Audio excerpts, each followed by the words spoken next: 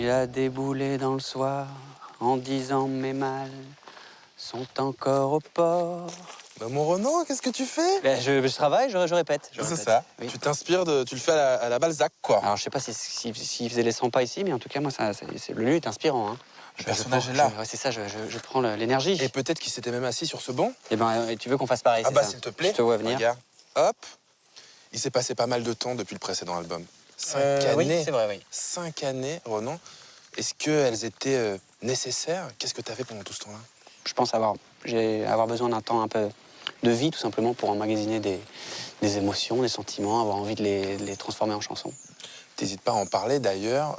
L'album là, qui est là est né d'une rupture. Oui, c'est effectivement le point de départ, enfin en tout cas l'espèce de fil rouge de cet album. Ça a été un fil rouge que j'ai déroulé un peu malgré moi, enfin dans le sens où j'avais pas envisagé de faire un album où le thème principal serait la séparation. Mais néanmoins, de chanson en chanson, c'est ce thème-là qui a fini par recouvrir un peu tout, un peu comme ce genre d'émotions quand elles arrivent. On a un peu tendance à ne voir que ça finalement. Et puis cet album qui est là, il s'appelle Renan Luce. Il y a un côté un peu journal intime quand même dans l'écriture de ce disque-là. Et donc finalement, lui donner mon nom, ça faisait un peu sens. Il y avait un côté... je crois que j'étais très attaché à l'idée de vérité pour l'écriture de ce disque-là.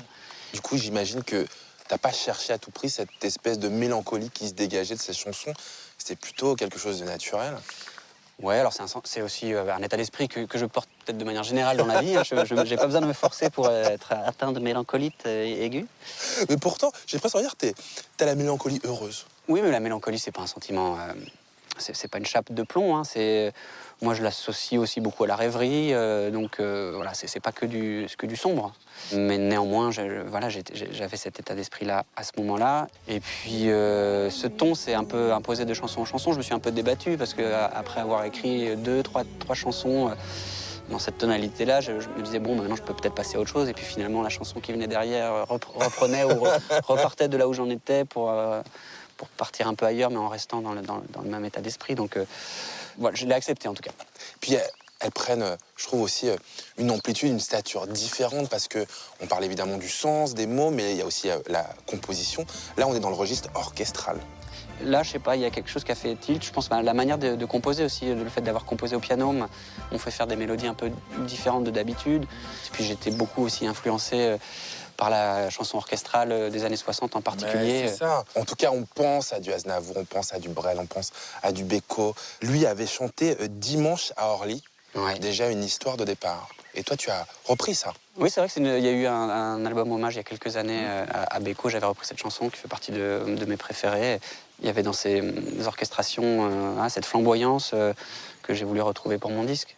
D'Orly, on va passer à Berlin. Berlin qui est aussi un titre d'une de tes chansons.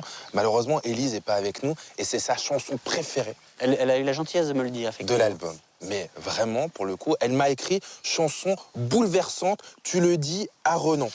Surtout pour tous les parents séparés. Est-ce que tu peux nous parler justement de ce texte?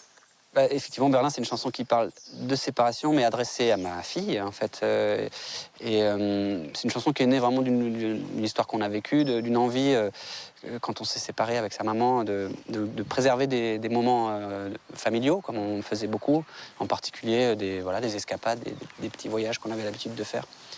Et donc, peu de temps après notre séparation, on est partis tous les trois à Berlin. Et en revenant de ce voyage, m'a un peu sauté au visage ce parallèle entre l'histoire de cette ville, la ville coupée en deux, le mur, la réunification, tout ça. Je me suis dit, il y a peut-être une manière de trouver des images propices à exprimer ça à une enfant, à trouver des mots rassurants ou chaleureux en tout cas.